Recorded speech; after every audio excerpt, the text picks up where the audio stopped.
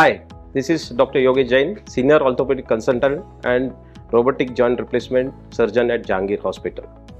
With increasing number of patients suffering from knee and hip degenerative disease and having a painful life, more and more patients are opting for the knee replacement surgery.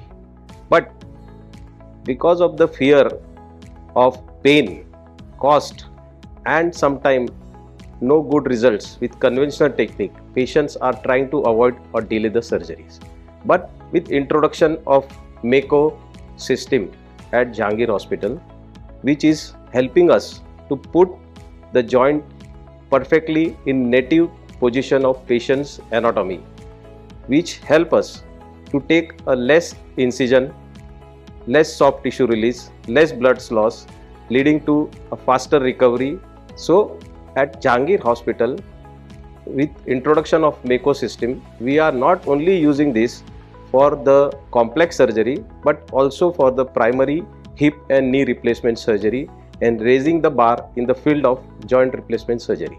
So when you think of joint replacement, think of Mako system at Jehangir Hospital. Thank you.